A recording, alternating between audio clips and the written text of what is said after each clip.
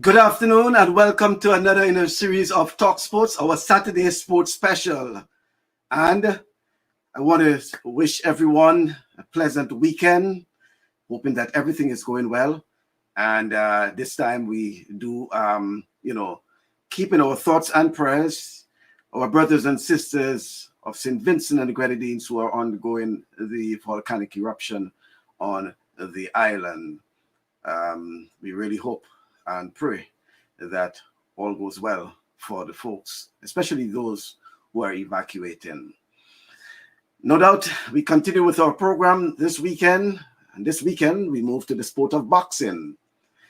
The Boxing Association of Grenada, yes, it has been in turmoil for a while, especially at the organizational level, and it no doubt has affected the sport to an extent that they haven't had competitions for an extended period of time. As you recall, the last president of the Boxing Association of Grenada, passed away last month. May his soul rest in peace. That's Mr. Johnson St. Louis. But since then, there's been a lot of turmoil. Well, even prior to that, a lot of turmoil in the organization itself. That's the Boxing Association of Grenada. It has to do with some constitutional matters.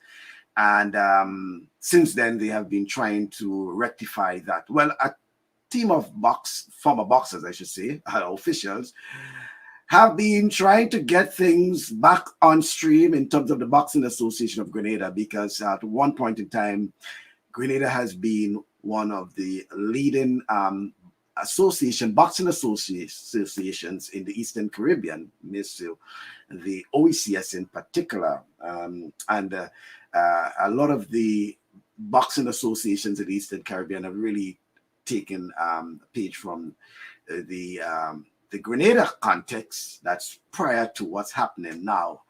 So this week and weekend in particular, we delve into what is really happening with the Boxing Association of Grenada and how they are planning to rectify and to get the Boxing Association back into the groove so that boxers can feel a bit comfortable. Boxing fans also can feel a bit comfortable, and we can expect boxing to be back to where it has been. Joining me is a former boxer and coach himself, Mr. Davis Adams. He's live in St. George's, and he'll be speaking about what's happening with the Boxing Association of Grenada. As I welcome Mr. Davis Adams to our program and say good afternoon to you, Davis Adams. Good afternoon, sir. Good afternoon, Michael, and I want to once again thank you for the continued interest that you have played in Grenada sports and the development of Grenada Caribbean as a whole, and your preference not being to any sport but to Grenada as a community. And so it's really nice that we have people like you who's interested in ensuring that we have things in place for our young people to become involved in and to make the best of themselves. And so thank you for that opportunity to be able to speak. As we speak also, let me express my concerns and sympathies and support for the people of St. Vincent and the Grenadines as they go through their time of chastening or turmoil as it relates to the volcano. So we pray and hope, as you would have said before, that everything would go well, there would be no loss of life, and hopefully things would calm down soon. And as a community, we'll gather around them, surround them, and of course, what we know works well is the fact that there's no distance in prayer, and our Christian community would continue to pray for the people of St. Vincent and the Grenadines as they go through their time of need. Yeah, and you're saying that in the context also of in terms of the proximity, Grenada's proximity to St. Vincent and the Grenadines, including our sisters of Carriacou and PD Martinique, very close in proximity. And we all recall in 1979, well, some of us were young at the time, so the Vincentians themselves, especially those of age, have had the experience of 79, just as how we had Hurricane in 55 and then we had Ivan. So there will be those who very much know the peril and the experience that they went through. Well, yeah, and well said, to be honest, well said. But I can add to that from what you might call a primary point of view. Being from the island of Carriacou, I know the relationship we have with the people of St. Vincent and the Grenadines, especially the smaller islands, where Carriacou and and Union Island, Bequia, Canawan, Mairo. It was like one family, you know. I mean, I remember when, as a youngster, you know, going to school, we'd just be able to take a boat, whether it's a sailing boat or a fishing boat, and head over to Union Island to meet family, friends, even have parties over there and come over the next morning. That was the closeness and the tight-knittedness of the islands of Carriacou with St. Vincent and the Grenadines, especially Union Island, Bequia, Mairo, Canawan. Okay, thank you very much. And we move on to the issue at heart, and it has to do with boxing. We all and probably I should say up front that I may have a little bias because at one point in time I was a ring announcer for boxing, so I had a deep interest in boxing itself. A de facto PRO for the then Grenada Amateur Boxing Association, so I have a deep involvement with boxing. Yeah. And Davis, no doubt, fans will be very much disappointed to know that what is happening with the Boxing Association of Grenada. But from a historical point of view and from the context of background, what it is taking place with the Boxing Association of Grenada as it is now? Well, if I were to start on the positive, Brother Mike, I would tell you that historically, the Boxing Association was one of the better functioning associations in Grenada in terms of sport, one of the associations that has been able to ensure that Grenada is kept on the map, and actually literally kept on the map as it relates to sports. And not many sports could have stayed on the map as boxing did for Grenada, especially in the late 70s, 80s, and to a portion of the 90s, where no matter what activity, what sporting activity we go to, boxing ensured that Grenada was well represented. Starting all the way from 1984, you'll remember, and prior to 84, because the development then was such that we were able to send quality boxers to the Olympic and be able to get results, even at the highest level. And of course, at the Caribbean level, again, Grenada was one of the islands that everyone had not just a fear of, but an envy of in terms of how we were able to churn out talent and boxers of a caliber that could match anyone in the Caribbean. And it took, of course, that relationship we had with Cuba assisted in ensuring that we were able to do that. And so we, as an association, would have been very proud of what we had done for Grenada and what we believe we can continue to do for Grenada. Nonetheless, as you would have said, we have fallen on a bit of a lean time, as many organizations go through. I mean, everything is cyclical, Bascom. And so we are going through a lean time in terms of boxing, especially as it relates to our structure and our functioning. And so I know the Grenada public has every right to be disappointed in the fact that boxing has not been able to do what they have come to expect and to anticipate in Grenada. And so, yes, we are falling on lean times, and it mainly surrounds structure because the talent in Grenada remains the same. I do believe we still have the talent. We still have folks who want to become engaged and involved in the sport, both from an administrational end as well as from a primary end of boxing. And if not boxing, just the fact that you're able to get into it and use it for exercise and health activities. Boxing, really, we have fallen on some lean times, and we are ready and willing to ensure that we get back to where we were and go beyond that sustainable administrative function that would allow us to remain and become the envy of sporting organizations in Grenada, Carriacou, and Petit-Martin. So, but how did the Boxing Association get into this position? I mean, what are the factors that led the Boxing Association when, and you talk about, you gave us a lot of positives, but what brought us into this lean position?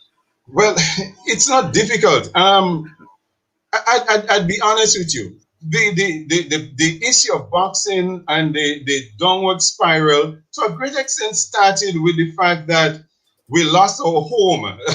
Everybody knows Tantin, yes? And upstairs where boxing had that portion of Tantin as its home for national boxers to come in and train. It was the center of, it was like the heartbeat of boxing in Grenada. So even if you have gyms and guys coming from all over Grenada, Carriacou, and Petit Matic, they will end up in the Tantin gym upstairs, what is the National Lottery Office. Of course, over time, government wanted to use their building, and so boxing was kicked out of that building. And I think that started the real blow that we received. We were never able to find that central location to bring national boxers to training. And no matter where they were, they loved coming to Tantin to train because it was easy for them to get transport to go home no matter what part of the island that they were. So I don't think we ever recovered that. Administratively, over that time, we were never able to get that, although many steps were made, and I must commend the authorities then, the presidents and the executives then, who made every effort to try and find that place that will be the lifeblood of training and development. That never came. And hence, it seemed as if it might have depressed some, and so things went to a downward spiral. In addition to that, after one of our long-standing presidents, Brother Ralph James, would have resigned, the association was then charted forward by Brother Johnson St. Louis, may his soul rest in peace. And I must commend Brother St. Louis for his passion, his desire, and we would have spoken about him some time ago. So there's nothing else but love for Brother St. Louis. Of course, in his tenure, you would have found that he also felt he did not enjoy the best of health. We no longer have him with us, as I said, and may his soul rest in peace. He no longer enjoyed the best of health. And I think the supporting cast around him, I'm not so sure that they were able to lift him up the way that he should have been lifted up. And I know he'd be happy with what I'm doing now if we to get boxing going. So the structures, the administrative end, the management end of boxing took a nosedive between those years, especially 2015 to now. And we are where we are because of that lack of administrative and management function in the association. Hence, the fact that we are making every effort, Brother Bascom, to see if we can get the association functioning by forming what we call an organizing committee to begin the process. And the organizing committee is making every effort. As a matter of fact, we have written to AIBA, the International Boxing Association, for amateur boxing, of course. We've written to all our other partners, the Caribbean Boxing Association, and all the other bodies that are part of us, the Grenada Olympic Committee, to let them know where we are at. And in essence, be able to, especially AIBA, point us to doing what is right for boxing so that when we have done it, we would have done it the right way. So we have made that overture already to AIBA to let them know the situation that we are facing, and we are looking forward to them intervening in our situation. All right. Well, I think we have not hit the button as yet, because I get the impression you are massaging, you're trying to massage the message. But let me just give you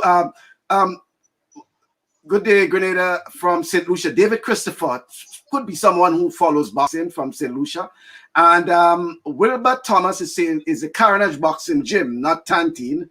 I think you mentioned something about Tantin, but he's saying that it is the Carnage. Okay. Yes, he's very correct. Yes, Wilbur. Yeah, the box. But from the reports I have is that the issue at heart has to do with a constitutional issue regarding the last AGM, and that the returning officer brought to the participants of the meeting. Providing you giving us, you're trying to be as transparent as possible and allowing the public to get, the information. What can you tell us, Davis, regarding that constitutional issue at heart that probably was at the center of the controversy regarding the Boxing Association of Grenada's annual general meeting? Yeah. Okay. Let me be as blunt as I possibly can. Of course, we based on our constitution, the association is supposed to have an AGM every year. So from 2015 to 2019, we probably had one AGM. So it tells you we were going against our own constitution. When we met for our AGM in 2019, and that would have been, I think, February of 2019, it was an AGM with an election. That election, of course, we were hoping would begin the process of putting us back on the right foot. At the election, the constitution that we functioned by, and I must say the 2013 constitution, it said that the term of office for executive members is 2 years. The term of office is 2 years. And of course, to become president, you must be serving on the executive for 2 years. That's the constitution the rank and file knew, the membership we knew about. At the election, it was brought to the attention of the AGM that the constitution that we are using says that in order to become president of the association, you must be on the executive for 4 years consecutively on the executive. And of course, that constitution was not one that the rank and file members has been aware of. In essence, where did that one come from? We were not aware of it. It was not ratified by the rank and file. And any proposal for amendment to any constitution must go to this highest level of decision making, and that is the annual general meeting of any association. Based on what I know, those proposals to bring the executive function into 4 years and to become president you must be on the past executive for 4 years consecutively.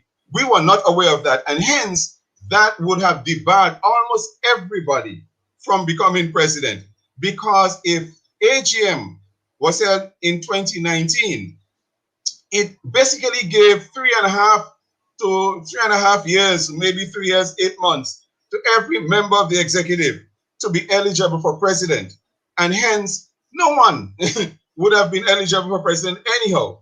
But it seemed as if that some of the past executive would have felt that they were eligible for president, while others who would have been on the executive and may have resigned within the 4-year period that they proposed, they were not eligible. Hence, it was decided that there was a move on the floor that could not stand. And so the past executive being dissolved by the returning officer, who told us that, we knew the executive has to be dissolved, so it was dissolved. And therefore, we do not have an executive officially as a Boxing Association because it was dissolved. What the AGM did was to mandate Brother St. Louis to act as the interim president in the meantime until the AGM decides on which constitution would guide the election, whether it's the 2-year or the 4-year. Now, for the 4-year to work, it had to be ratified first by the AGM. So the returning officer told us, go and get our work right, put our house in order with the constitution, and then call him back to continue the election process that we started. That was in February of 2019.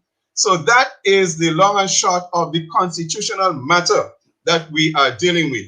And of course, if the rank and file, if the AGM did not ratify it, it could not have gone to AIBA for AIBA to say, okay, that is the constitution that you are working with. So that was the constitutional dilemma that we found ourselves in, and we are still dealing with up to this time. Now, what the AGM did, as I said, was to agree that Brother St. Louis will act as interim. In a sense, all members of the executive, all executive position was null and void. There was no one who you could have said makes up the executive of the Grenada, of the Boxing Association of Grenada. Yes? So what we did was the rank and file decided, we met again, and the rank and file agreed that an organizing committee should be put together. And that committee consisted of Davis Adams, myself, Sebastian Steele, and Brother Neil Roberts, who would have been the past General Secretary of the Boxing Association. And we met on several occasions and agreed on what we needed to do to put the association on foot. Of course, there are differences of opinion when any when any organization is meeting, where men are meeting up intellectual capabilities. There would always be differences, and so we arrived at some differences. But we went back to our AGM and we agreed with our AGM that election will be held on the 10th, which incidentally should have been today. But due to the differences, a number of meetings were not held. And then what we heard, that's the previous committee mandated by the AGM, we heard that the election has been changed to the 24th of April, and nomination forms should go to an individual. And we thought that something was not right about that. So I quickly spoke to a number of members and I said, look, we cannot allow this to happen. We need to get this thing done right. And what we have done as a group of concerned members of the association was to write to AIBA, which is where we are at. We are not saying that Brother Neil cannot go forward with election. All we are saying is that we have written to AIBA and we expect them to make a ruling on what is happening, whether it is right or wrong, constitutional or unconstitutional. But I believe I am on the right side in terms of what we are doing, because we have to get our association right, and we must get it right starting from the top. So in essence, what it is, I don't know if you have it in front of you, but what it says, what it reads regarding the Constitution, the Boxing Association of Grenada Constitution, is it something that needs amending? Is it something that, I mean, because you're seeking clarity from AIBA, so what it is in the Constitution itself that probably needs amending, or if not, how do you hope that AIBA will be able to rule on something that is constitutional and most likely in going forward?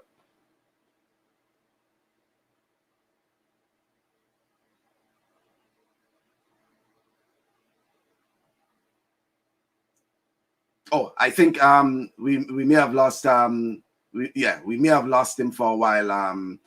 That's yeah, I think we have lost Davis Adams for a while, but it seems as if you know, quite a bit is going on regarding the Boxing Association of Grenada, and at least we need to seek some clarity regarding that. I think he's back on now. So Davis, yeah, it has to do with the issue regarding the constitutional matter.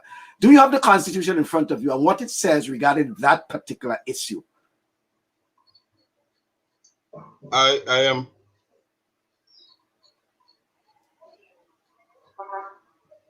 Yeah, you hearing me, Davis?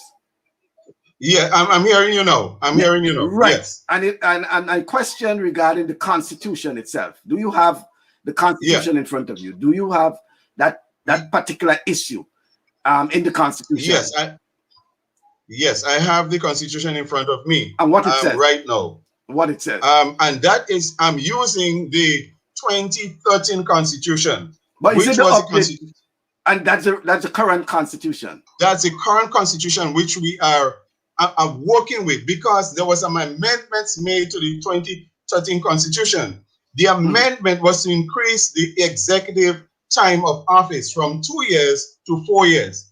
That was the amendment being made to the 2013 Constitution. Those amendments did not get to the AGM. In essence, they were proposed amendments. Yes? So the proposed amendments were not ratified by the AGM of the Boxing Association, which is the highest decision-making body. The proposals did not get to us. It did not get to members to ratify it so that it can be adopted and forwarded to AIBA. Basically, that is the long and short of the story. Changing of the term of office from 2 years to 4 years.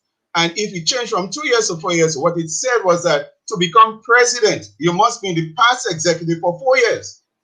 in order to be nominated for president.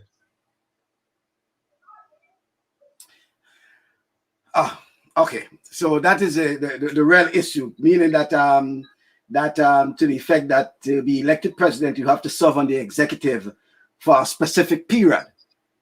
Correct. Okay, and that is what you also seeking clarity from AIBA regarding. And yes, so what we are doing is seeking clarity from AIBA as it relates to the constitution that we are using, because for our constitution to hold water, it must also be sent to AIBA, and AIBA would accept it and forward to us that that's the constitution we are using. It was never done. AIBA never received those proposals, never received those amendments, and hence we cannot be using the 2015 constitution. We have to be using the 2013 constitution for election. Basically, that's what we are saying. Okay. And whenever we have a new executive, then we can bring the proposals back to our AGM, say, look, this is what we are proposing to increase the age. And it's been done in international organizations. The Olympics in Grenada, it's 4 years now. And so bringing uniformity is nothing wrong with that. We don't have a problem with that. But of course, you cannot do it by what you might call ambushing the AGM. In essence, you ambush the AGM with a constitution that they were not aware of. That's what happened at the elections of 2019, February 2019. Okay, so to bring clarity on that point is that the constitution to be used, or the constitution to be used, right, would be the 2013 constitution. That's what you're saying, the 2013 constitution. And yes. It means that whatever AGM you have to be guided by the 2013 constitution. Until such time, then you may be able to adopt the 2015, providing that AIBA ratifies it. Something to that effect? Okay, so yes. So the association ratify and AIBA approves or whatever, back and forth, whatever. Good. So let me agree with you 100% that I believe that, and most of the general membership believe that the election to be conducted in 2019 should have been conducted with the 2013 constitution. The proposals that were made to it, the proposals that were made for amendment could not have been used because they were not adopted by the AGM to be sent to AIBA. And hence we can have the election under the 2013 constitution. And then we can adopt the amendments or the proposals that were made for amendments at an oncoming time to change that time of office. If you use the 2015 constitution in 2019, what it would have done was taken away anybody. Nobody would have been able to run for president, because when you take from 2015, yes, to 2019, we had not gotten to the full 4 years. It should have been November of 2019. We're holding election in February of 2019, hence 3 years and some months. So no matter how you spin it, it was not going to be constitutional because nobody would have served on the past executive for a consecutive 4 years. Okay. Yeah. Okay. Let's get some comments. So actually, David is actually the president of the St. Lucia Boxing Association, and you're saying that Grenada won fire in 2017 when they came here and won the boxing tournament, the Caribbean boxing tournament. So thanks, David. David Christopher is the president of the St. Lucia Boxing Association, and he has been chiming in. And Kathy Harper Hall, General Secretary, Barbados Boxing Association, fully supports the interim committee. Hope you meet your objectives. That's from Kathy Harper Hall, and we no doubt know that Kathy is very much in tune with boxing, not just in Grenada, not just in Barbados, but the Caribbean as a whole, and to an extent, the international boxing circuit. Roger Duncan is saying that boxing has a real chance to find a home in a parish outside of St. George's. It will find greater support there and give a parish the opportunity to establish itself as the mecca of the sport. St. George's is a box, and we need to think outside of it. In that way, everybody wins. Thanks, Roger. Roger always with some sort of some thinking outside of the box. I thank you for that, Roger. Kathy is coming back and say, I am so very happy that things are beginning to fall into place for Grenada's boxing to regain its rightful place constitutionally. Then Stefan John puts in, good afternoon, quick question. So with all these issues in the association, when do you believe boxers and coaches will get back into action? What is the timeline? Anything you can tell Stefan Davis? Well, let me say this. I understand the sentiments and of boxers. As a matter of fact, I feel for our boxing community because we are aware of the fanatic following that we have. We are aware of the passion and the energy of our boxers. And they really want to do well for us as Grenadians. Hence, which is why I am taking it on me as part of the boxing family to get like-minded people. So I work with a couple like-minded members and form that committee so that we can craft that letter, craft the correspondence to send to AIBA so that they can get a feel of what is happening. First and foremost, we were not having AGM annually. And that's basic for any association like boxing. If you are not having annual general meetings, then you have basically left your people out of what is happening. Secondly, we do not have even secretarial reports, annual secretarial reports to be sent to our AGM. That again shows that we have not done well. Hence, I believe, and I would like Stefan and Kathy and all of those out there and Wilbur to place that pressure on us to be able to get it right so that the decentralization of boxing that was spoken to by one of the gentlemen, you can now hold the feet of the executive to the fire to say, look, we mandated you. We gave you the authority to manage, to take boxing, not just in St. George, but out of St. George, into the other parishes where the talent pool is even probably better than or greater than, even in St. George. And I know I could take some flack for that.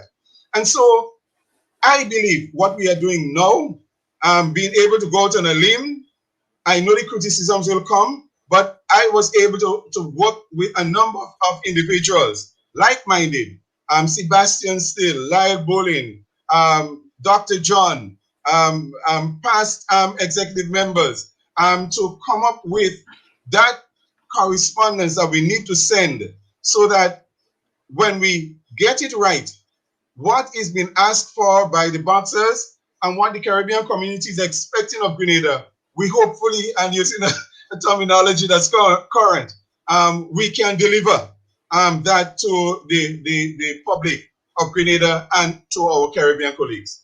So Stefan, Kathy, we'll try our best and we hope AIBA will send information soon as to the way forward. But I believe as an organizing committee, we are doing what we're supposed to do. Okay, because Stefan came back to say, what would be the point of having an association when the main reason is for boxing, and that boxing, well, there's no Grenada Boxing Association, Stefan. There's a Boxing Association of Grenada with no boxing. What is the real mission going forward? But I think Kathy is responding to say, Stefan, you have to build your house before you can live in it. So I think it's the point you're making is that you have to ensure that the association is on sound footing as it relates to going forward, because it doesn't make sense having a shaky association trying to organize boxing or trying to run boxing. You have to make sure that the association on sound footing. But before you go, Mikey, I'd like to respond to Stefan because Stefan is right. There is a very, very big disappointment from the boxers' end. I was a boxer for myself, of course, so I knew what I would like to see. I mean, I want guidance. I want people to tell me this is where we are going.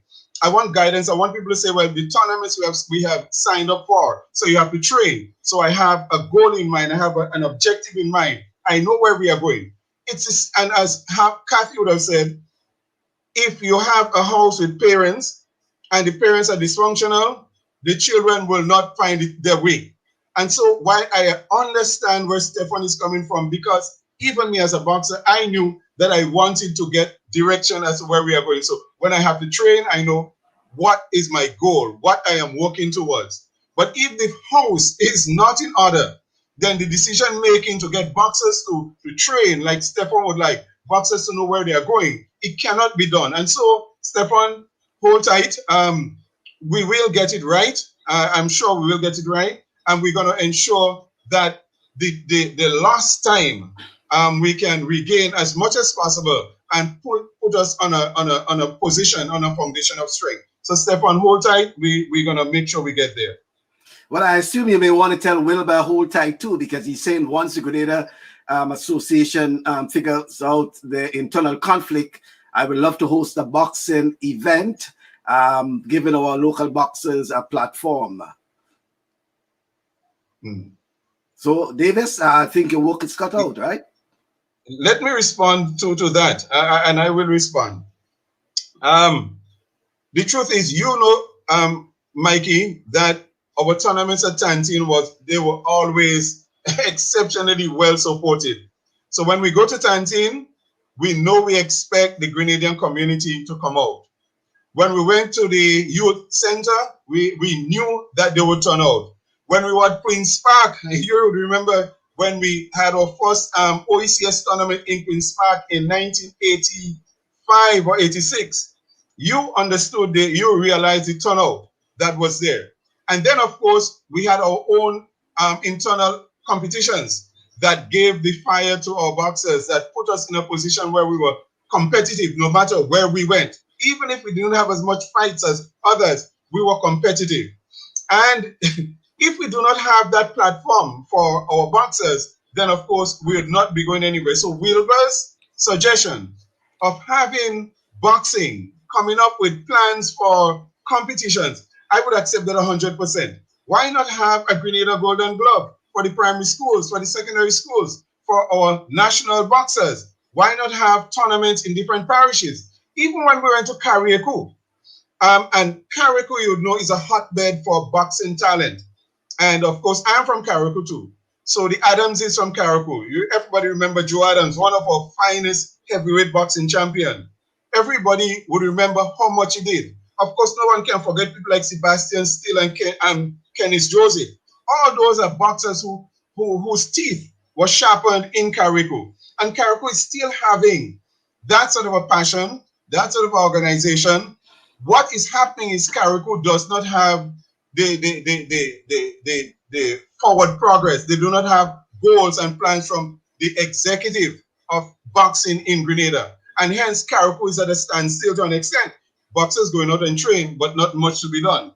Therefore, we have to get the house in order. And so I believe that the competitions will come back, the passion will come back if we get our house in order so that Grenada could go back to where it was. The pinnacle, not just of the Eastern Caribbean, but of the Caribbean, because we could have competed with anyone. All right, we're talking about Carriacou, talking about Sebastian Steele. He's saying kudos to Brother Davis and members of the steering committee in bringing a meaningful structure back to the Boxing Association of Grenada. And David Christopher, president of St. Lucia Boxing, is saying Grenada needs to get together ASAP because of the young pool of good boxers and coaches like Shane and Sebastian. Only the boxers will suffer. And Stefan is coming back to tell Cathy, that could be very true, Miss Cathy, but when you take a very long time to build your house, you will have a lot of homeless people waiting for this dream house. Very interesting comments. Keep the comments coming, folks. So when you keep too long, Davis, when you stay too long to build that house, you will have a lot of homeless people. And he's referring to the boxers. Keep the comments coming, folks. Well, Wilbur is saying we are on the same page, Davis. Keep the comments coming, folks. Very interesting comments. So the way forward, Davis, I know it will be a long road ahead. Hopefully things will be ironed out, things will be smoothed out. And it seems as if you're getting the support of the boxers and former boxers, hopefully. And that it appears that once you can convene a meeting, and hopefully that this meeting can agree to go forward with the, as you indicated, the 2013 Constitution, and then take it from there. Are you getting the impression that that is likely to happen? Okay, let's put it like that. We have made the first baby step.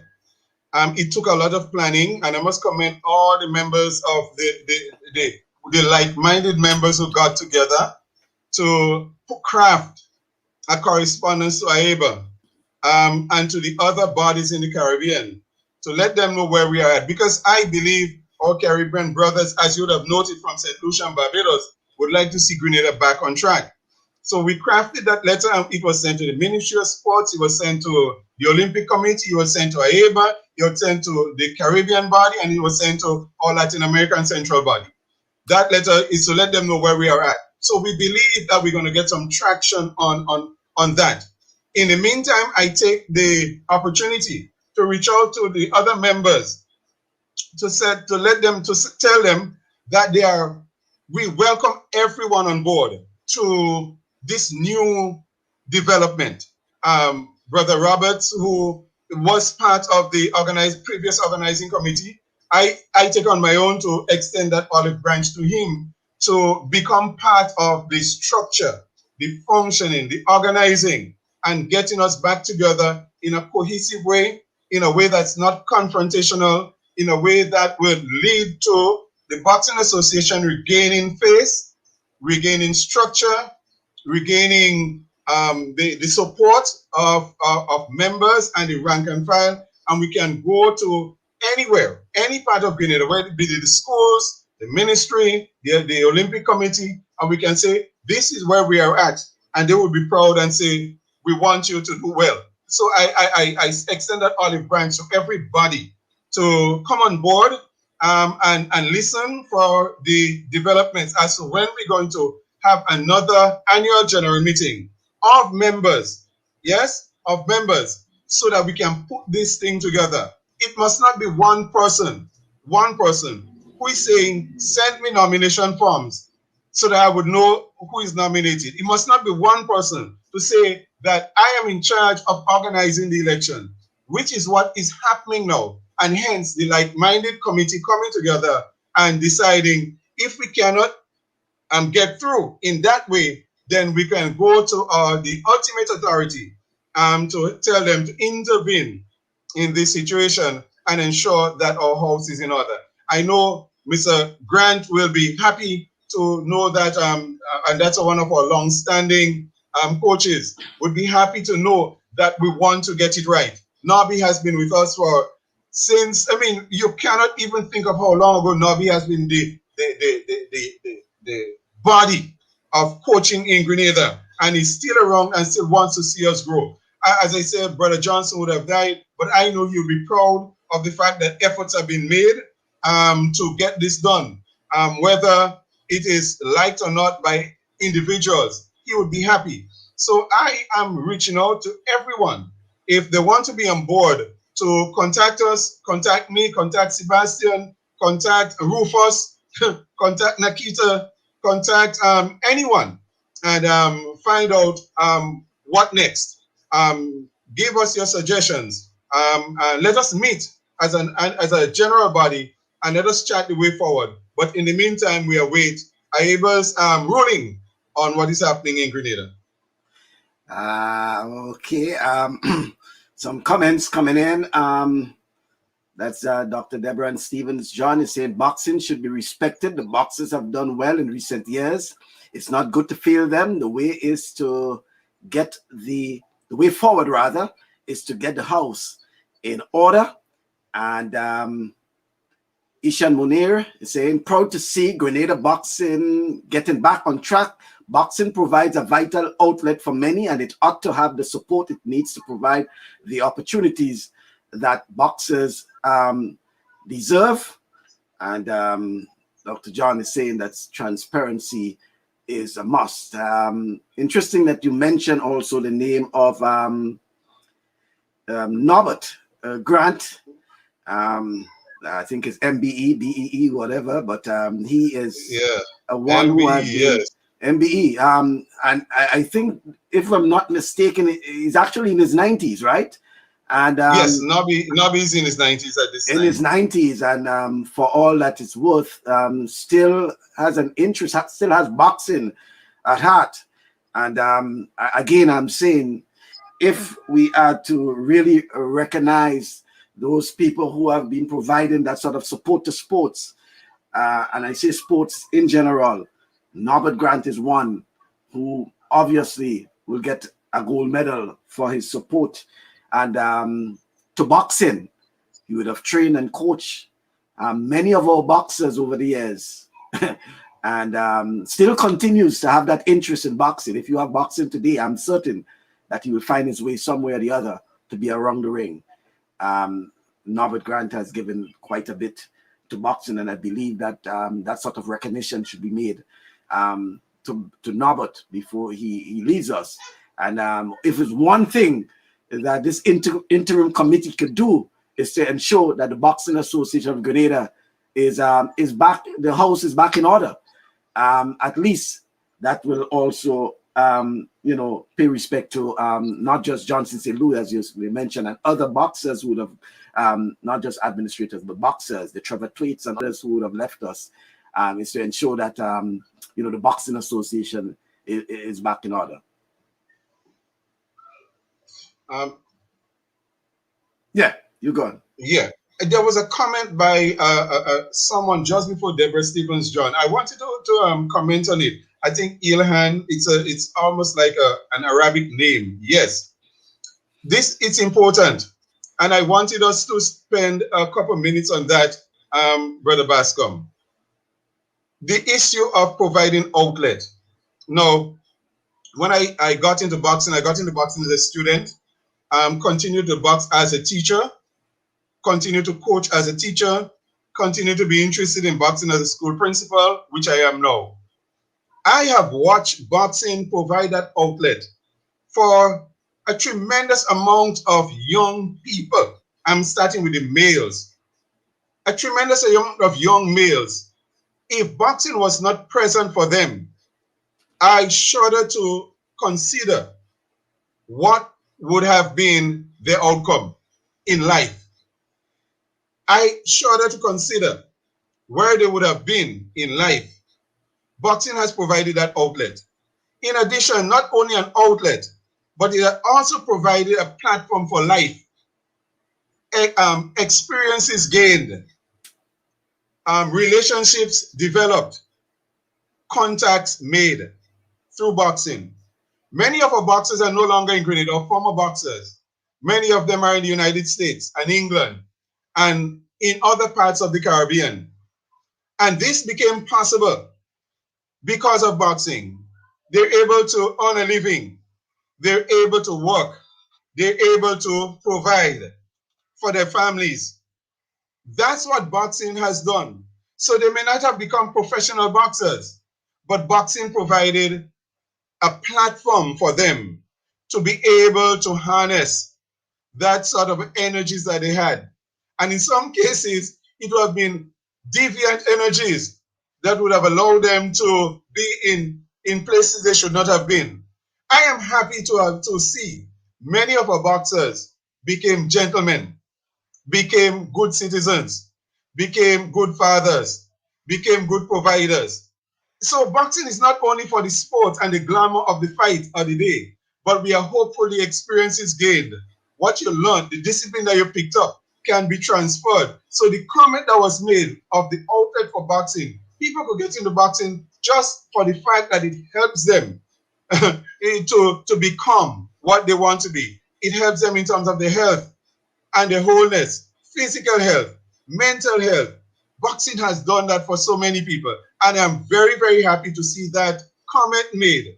The outlet boxing gives to other folks. I'm not saying it isn't done by other sports. It's done by lots of other sports. And that's why sports is so important as an outlet for people who may not be able to be intellectual, but you can use their hands, their feet, their fingers, and whatever it takes, they're able to navigate because their minds are of a different set up in a different way, to excel in different ways. So that outlet part, whoever made that comment, I am so happy because as a teacher, I'm a principal, and I see the deviance that can be in people. I know of people, for example, who were pointed to sports because they were ill-disciplined. If I should use a more negative term, bad behaved. And they were pointed into sports by the teachers, the principals, and others who had charge over them, and use sport to become better people. So we cannot look at boxing as just going in the ring and fight, but providing outlet for development for people in Grenada, Carriacou, Pitty-Matic, and throughout the world. Yeah. So, right. So Rudian was saying that the skills they have. Okay. Yeah. He was referring to the not just the boxing, but sports in general. And you rightly said that sports in particular providing an opportunity, an avenue, an opportunity for especially the young ones. But talking about the young ones, we know that boxing has attracted, and of recent would have attracted not just young people into the sport, but women. We had a cadre of females that were actually involved, and we have not heard much since then. And obviously, it has to do to some extent with the problems regarding the association itself. So, how you're hoping in going forward, even as an interim committee, to address some of these issues, and not just waiting until the association gets on its feet, but addressing some of the issues in terms of participation, involvement, recruiting, because the boxing has really gone through a bad patch in recent times. So let me say it this way. We have a foundation already. I remember we had one of those rings that were donated to us by the Americans. It was those rings that took almost a day and a half or 2 days to set up. Of course, the executive in the past, through Brother Ralph James, who was president of the association for a while and did yeoman service to the association, Ralph was able to, and along with his executive, to ensure that we have a ring that is a property of the association and is easier to move, easier to set up, easier to place anywhere to have competitions. Of course, we would like to have more, but we have a foundation. And I am saying that with those foundations that were laid before, all we need, so we have structure, we have some resources, we have people who are intimately involved in terms of coaching, there is structure. So for example, we have Brother Shane Joseph, who uses his Excel Plaza gym for boxers to train both for local and national. We have Sebastian Still. No matter what, he's still working in Carriacou, training boxers. We have Joel Lewis, who is still working, training boxers. We now have on board a very hard-working gentleman. When he comes, he just have a passion for it. Mr. Benjamin from St. Paul's, Stephen Benjamin, who has a deep passion for seeing boxing go forward. That from St. Paul's or River Road? From St. Paul's. Yes, Stephen Benjamin. Remember, you originally from River Road, eh? Yeah. Correct. Correct. Just giving you that. Thank you. And Stephen Benjamin, we cannot have anything but high praise for the passion, the excitement, the energy which he has brought. What Stephen needs, what Sebastian needs, what Shane needs, what Joel needs. And I do believe we also have another gentleman who is doing work with boxers and mixed martial arts, one called Alex James. So there are quite a number of people in the outside who has the talent and who has the passion and is working. What they don't have is structure. So if the structure comes by the end of April, I can assure you those leverages can be put to bear and we can quickly bear fruit in terms of what we can put out there. It would not take long because there are people out there who are working. There are people, boxers out in our diaspora who's looking for Grenada to work with Grenada, to come to Grenada, to bring their talent and what the skills they have learned to represent us. So we have many, many people out there. We have people out there who are waiting for the structure. So I don't believe it will take long to address a question asked. It would not take long. What we need to do is quickly get on our feet by putting the administrative arm of boxing together, because all the other arms are ready and waiting on administration. And it must not be an administration of a single individual. It must be an administration that represents the rank and file. When the administration speaks, it speaks as an executive and not as an individual. And therefore, that's why I could not understand why nomination forms should go to an individual. Why one person could decide that they would want to decide that election should be done that way. And so that's why we believe in the collective, and why we have many people on board with us, working with us to ensure that we get that all the way. So as soon as we get that response from AIBA, I can assure you that we will be able to move fast. We'll be able to deliver quickly to the expectations of the boxers and the public. Okay, so there is a timeline you working with in terms of getting things forward, and an important element of that timeline is actually waiting on AIBA in terms of a response. You indicated that the documents or whatever it is were not sent to AIBA, but that was prior to. I'm getting the impression now that everything has been sent to AIBA and it's just a matter of waiting on a response. Yes, let me confirm that every bit of document that we had to support the need for getting our house in order. Remember, the document is to support the need for getting our house in order. It's not to destroy any individual. It's not to destroy people. That was not the intent of writing to AIBA. The intention is to ensure that we get it right. So anybody who is willing can come on board with us and ensure that we get it done right. Hence, we are waiting on AIBA. Yes, so part of our constraint will be getting response from AIBA, because I am sure that even if we get from our Caribbean Boxing Association, which is now putting its house in order, as a matter of fact, they have an interim committee in place. Because remember, we had the Caribbean Boxing Association, which was made defunct through the restructuring of Central America and the Caribbean. It didn't work to our benefit, but we are now returning to what worked for us so we can have a Caribbean boxing tournament. And these people are now putting things together to ensure that Caribbean boxing, especially the English-speaking islands, are able to function the way they functioned prior to the disbanding of the Caribbean Boxing Association and the swallowing of that association within the Central America and Pan America. That's where it was swallowed. But now the intention is to bring it back to where it was. And so that is happening. And therefore, writing to them is in courtesy and for the reinforcement, affirmation of what we are doing as to be good, because the final decision rests with our parent body, AIBA. So hence we are waiting on AIBA, and as soon as AIBA respond, I believe we can quickly get our general meeting, our membership to come together, whether in FaceTime or in Zoom time, online time, because that's where the world is. There is no distance in having a meeting anymore.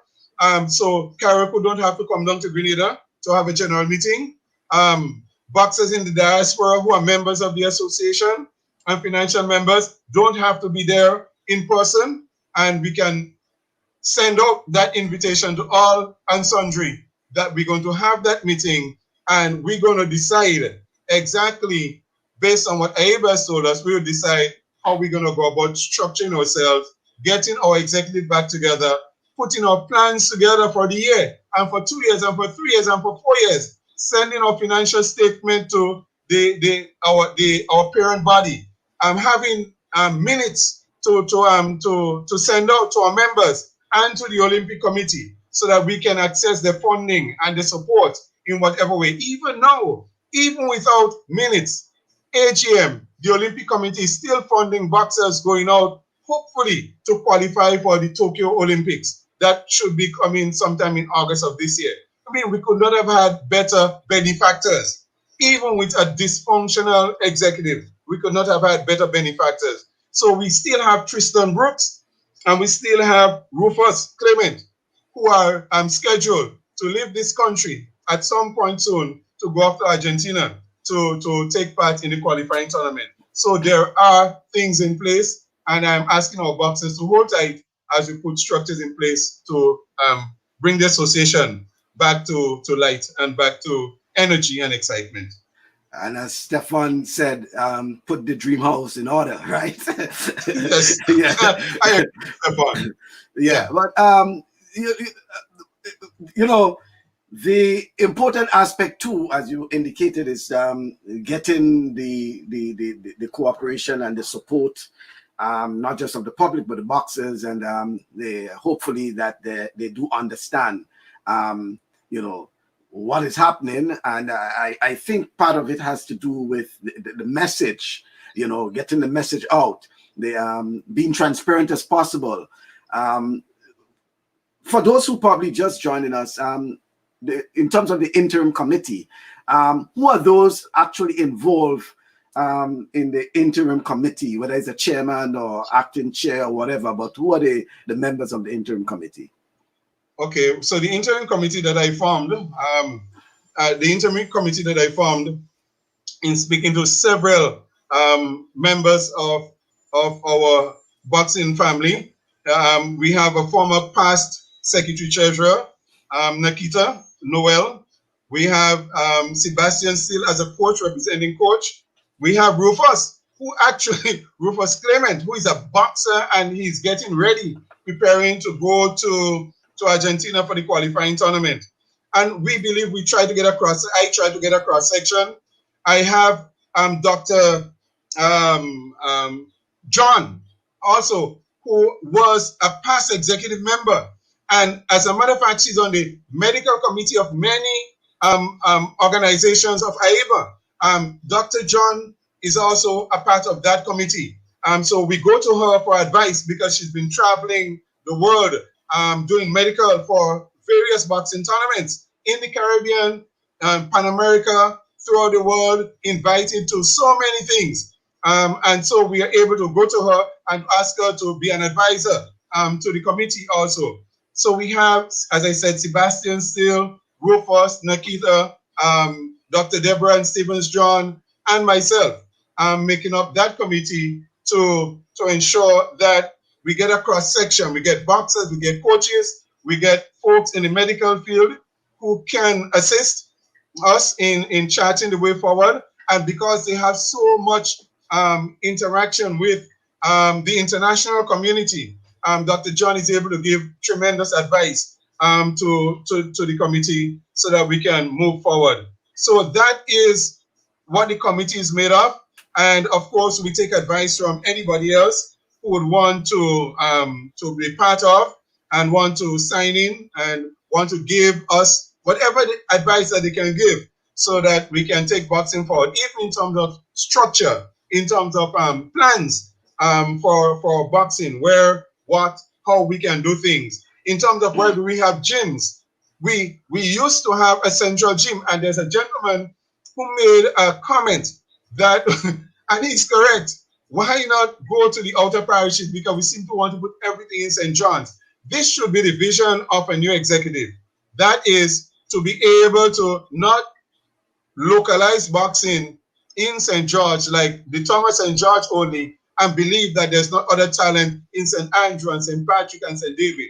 What do we do? And so I know that that's a mandate that they will give to us, to a new executive coming in, whoever they are, because I am going to ensure that that mandate is kept, whichever that executive will be, that we are going to ensure that boxing is not centralized, but it's decentralized, just like football and cricket. All the parishes can find a place where they can go and train and be able to contend for representing Grenada at whatever level that we can represent them. That's the goal. That's what I see. That's what the organizing committee sees. But of course, we need to put the structure in place. So we want everybody to make themselves available for nominations who feel that they have something to give to the association. And once they have something to give to the association, make yourself available to be nominated, to run for positions, and to account to the people who put you there. That's what is the vision that we have in mind.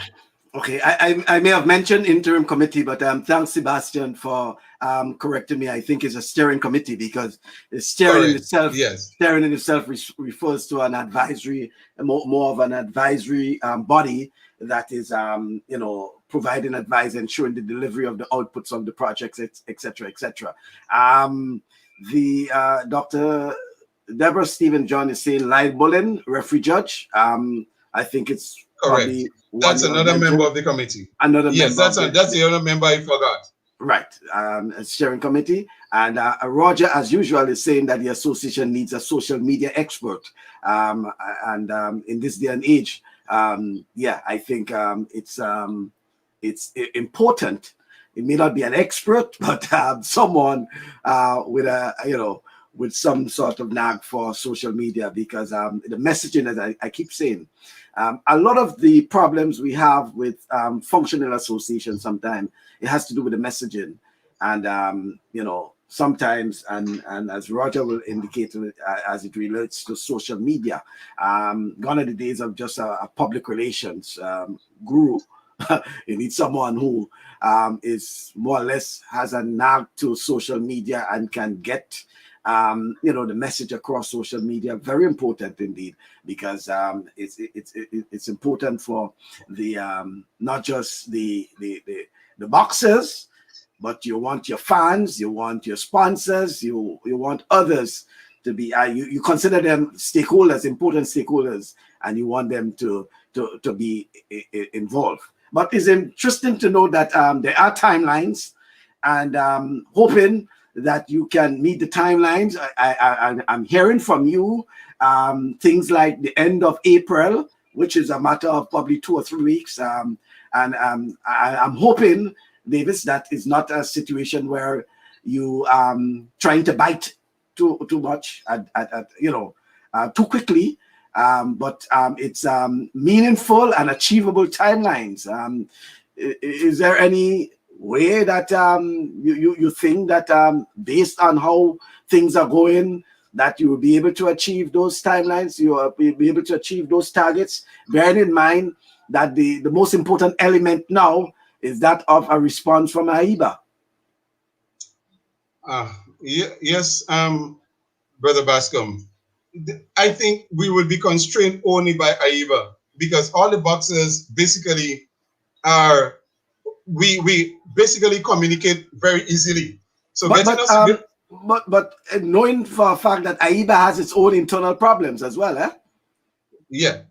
Mm-hmm. Okay, so I was going to get to AIBA and the internal problems. Now, we must consider AIBA just recently had an election, yes? And they have a new president and a new executive.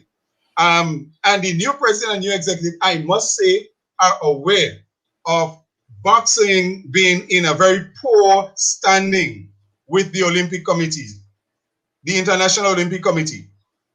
They are making every effort to ensure that boxing becomes, once again, hopefully almost an apple of the eye of the Olympic Committee in how they operate. Because how AIBA had operated in the past allowed the International Olympic Committee to put them almost what you might call on a persona non grata platform, to the extent that they did not recognize AIBA as being the body that represents boxers, and boxing was going to get through to the Olympic in a different format, that is, give an organizing committee to get boxing in. That's how bad it became, where AIBA did not have power authority to be the one responsible for sending boxers. But I believe Dr. Kremliev, who became the president, is acutely aware of putting houses in order, including AIBA's house and membership house. So I would believe that our office in Lausanne, Switzerland will be moving extremely quickly to be seen as one that is ready to ensure that boxing becomes what it was, what it is supposed to be. So I anticipate that they would not sit on that letter that they would have received. So that's my hope. That's the premise on which I am saying I believe that we're gonna get correspondence response soon, and we believe that by the end of April we shall be able to move forward. That's my firm belief. Yes. And with all the timelines, I know we don't want to step too much ahead, but when can fans, boxing fans,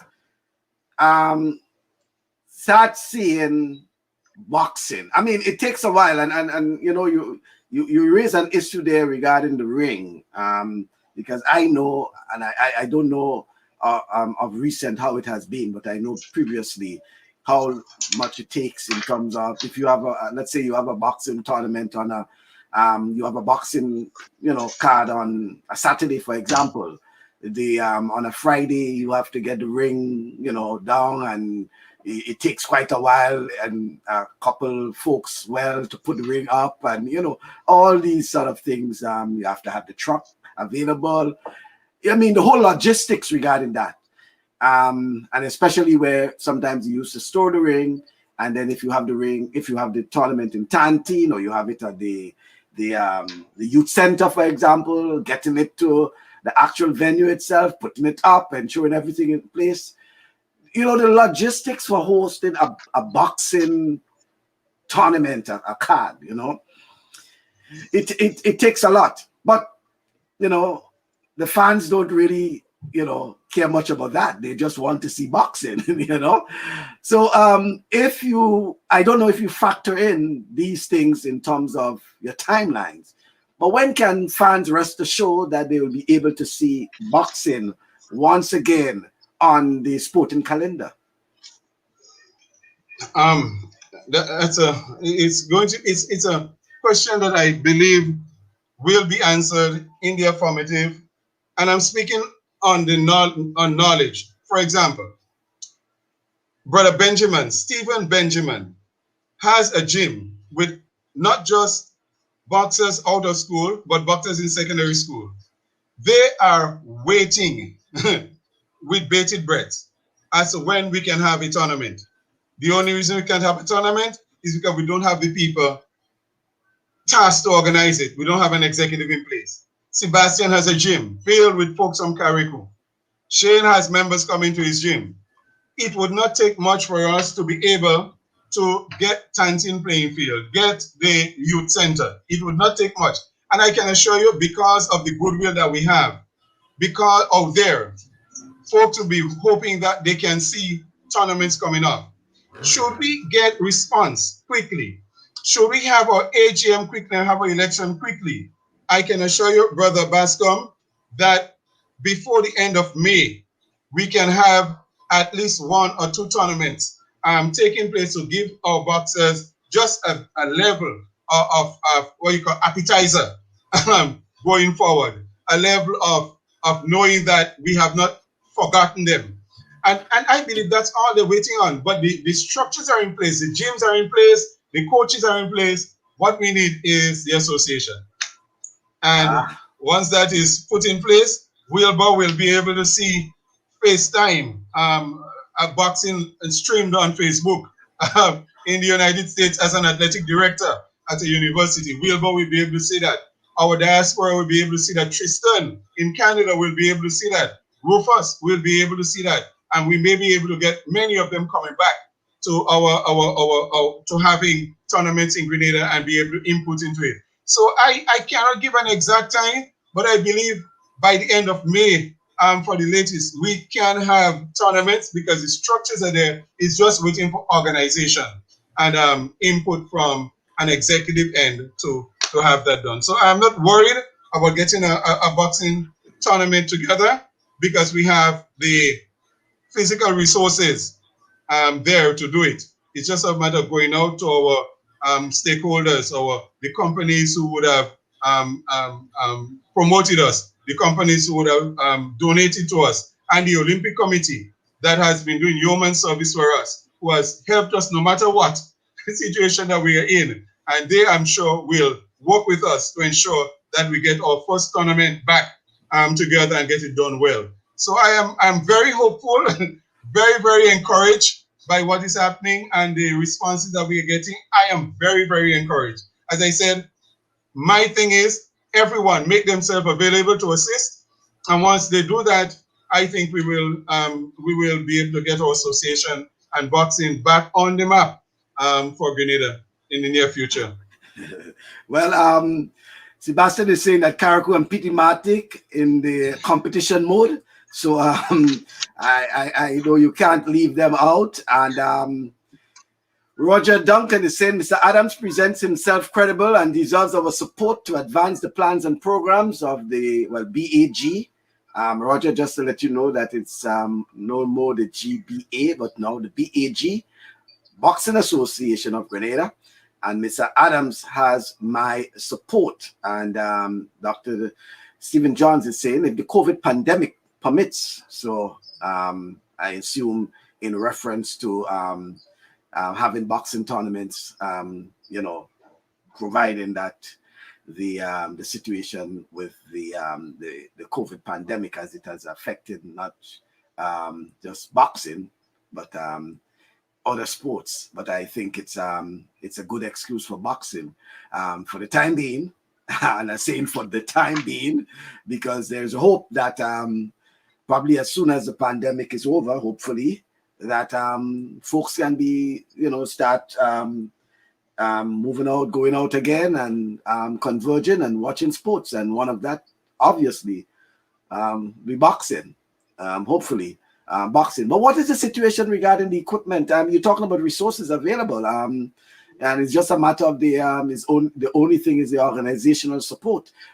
So in terms of the rings and all these things, we do have those things available. Okay, so let me respond. Let me respond to it this way. Again, I would have made mention of Brother Ralph James in terms of accessing a ring for Grenada. It was a need, and we got it. We got it. We got that ring that Grenada needed. Of course, we need two. We need one more. That is one for Carriacou. And we are hoping that this executive will be able to work toward garnering the goodwill of our international partners out there to get another ring. Because in order to be very effective, we must be able to have rings and not be able to be toting one around all the time. So we will work with what we have. We will work with what we have. And let me say, through Brother James and his group, many folks have been trained to set up and take down the ring in very quick time. That is no longer a problem.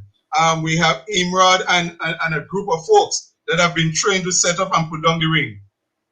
We're hoping that Carriacou could get one that could stay in Carriacou because they can have a tournament almost every month due to the number of boxers that they have, and we should not have to bring up a ring. We're hoping that we could have a ring station in another part of Grenada, not just St. George. So yes, the ring is there, and that's the first ingredient that we need. The ring is there. Of course, the boxes are already there. And so the doctors are there. We have doctors that are willing to come forward. For example, Dr. Deborah Stevens John. There's another doctor, I think, James, who is also part of us. And whenever we have tournaments, we have doctors present. So those critical areas are there. I must commend again the Rev. James executive, because in terms of training, we have training for referees, training for judges, training for coaches. All of those took place. So we have the people in our midst who have been trained in referee, judging, coaching, refereeing. We have all of those. So we have a multitude of talent, knowledgeable people out there who can come forward and ensure that we have successful tournaments. So the structures are there. The resources are there, both human and physical. Of course, you always want more material resources to make life easier. But we cannot say we cannot hold tournaments once a month if we choose to. We cannot say we cannot hold tournaments once every 2 months if we choose to. It's just that it's going to be intense because we have one ring. That's the most important. That's what I can add to what you're asking. And one ring, meaning the same ring that you'll have competition, is the same ring that will be used for training? Yes, that's for sure. Although we had one ring that could not have been taken down. We used to have this old ring that was in library at one time. It was taken down. And I'm telling you, it's really an antique. It takes about 4 persons for every part of it. So you cannot pass people through that. It is still, we can still find it, make it useful if it is really, I mean, something that's urgent, but it really is not friendly to anybody. The new ring that we have is what we believe it's friendly to us. It's easier to take down, put up. The older one is like building a house, with concrete. Oh, okay. Well, it's interesting because I know there was once an appeal or a call for having, well, I think it was just something that was just thrown out with the hope of having at least a ring available for each parish, including Carriacou. It would be nice, they said, to have at least and have it somewhere so that in the event that you want to stage a boxing tournament in, for example, St. John in Guelph, you have one there that you just put up, you can use, and it's also good for the association in terms of spreading the sport, decentralizing the sport, because who would have thought that most of our excellent or good boxers, most of our boxers, if not all sometimes, or I shouldn't say all, but when you have a national team, at least there's a representative from Carriacou. Carriacou has been well represented over the years in terms of having a boxer on the national team, at least one, sometimes 2, 3, but Carriacou at least represented. So it makes sense for at least Carriacou to benefit from having at least a ring or 2, one for at least for the training and one for competition, because you wouldn't be in a situation where every time you want to have something in Carriacou, you have to send it up by the boat or and get people to go up there. Carriacou should have something that is Carriacou's own. It's permanent in Carriacou. So when they want to have a tournament, when they want to train, there is something there. Sebastian is saying a national gym would enhance the preparation of the national team. That is something that has been talked about for a while. Having a national gym that that can be used for the boxers. As it is now, thanks to folks like Shane and others, that you basically relied on to get our boxers trained. So there is quite a lot in store for that steering committee in the interim, and hopefully as soon as things are on stream, you have quite a lot in terms of projects to accomplish. No, you're muted. Yes. Yeah. As I was saying, it's a lot to accomplish. What for me, my vision is there's a lot of goodwill out there in the community, and when I say community, right, and I'm seeing that by some of the comments as well. Yes, there is. Yeah. Mm-hmm. So I think we can leverage the goodwill of the community to assist us to grow. So whether it is the region, and there are countries in the region who are able to have more than others and who can help, whether it is in the international community, there are those in the international community who are out there waiting for someone to put before them a proposal, who may not know that we have a need, but if we can bring it out to them. So my vision is taking boxing to the international community. So many out there are willing to be benefactors of associations that they can see how their philanthropy can benefit communities and groups. And there are lots of them out there. So an executive with a vision will look to those philanthropic organizations out there to say, look, this is what we are putting forward for sustainable human development in boxing, in sport, in our communities, to help our communities move out from not having a way to move, to behave, give them other avenues to place their talents in. And I believe a new executive, and I'm saying that for ideas or those who come in, to use those that are out there to get your plans to fruition. So getting a ring from an organization in the United States, in England, or diaspora, I believe those are all possible if we put our mind to it. Those are possibilities that are not probable, but very, very, very possible. So an executive with a good plan, a good development plan, whether it's 2 years or 4 years, cycles like the Olympics, and they can put those structures in place and have those things happen. And so we can develop the sports, and real development we are talking about, develop the sports in such a way that it becomes easier to access for all those who want to become, want to associate with boxing, with the exercises, with the fitness challenge. Whether you want to box or not, but you like the fitness challenge, we are there for you. So hence, I believe there is enough goodwill out there, as would have been suggested by all those who commented, to ensure that our small island can have one of the better programs in place, and so on. I am convinced, with all of my being, that that could happen in Grenada. There was once this stigma for the sport of boxing that it's brutal, it's this, it's that.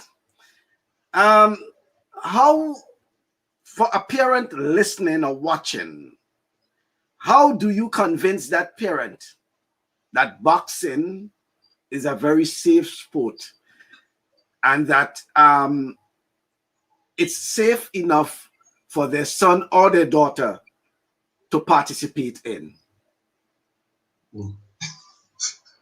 That's a brilliant question, Michael. It's an excellent question. It's always one of those things I debate in my house, around other people, about the safety of boxing. And I say it this way. We are recognizing that every sport has a risk. The risk that boxing has for all sports is that of concussion. Yes? So concussion is a big thing in most sports. So football is dealing with the issue of how to deal with concussion. I recently read a report on a BBC article where a child said that her father, who has, I can't remember if he died, but had Alzheimer's or dementia. He or she is certain that he got it from heading football. Yes? We know that whatever sport you play, where there's a possibility of falling and knocking your head, the possibility exists that you can get concussed. And it would not take much. So the risk is there for almost every sport. Even if you are playing tennis and you fall, concussion is a possibility. I understand why boxing can be the target, because it is the main goal is to hit each other. I have boxed, and I mean, I knew the risk, to be honest. As a student, I knew the risk. There is the risk of being concussed. But say that you box, you're a former boxer, and you're still alive. So with every sport, there is a risk. But I think the rewards of getting involved outweigh the risk. Why am I saying that?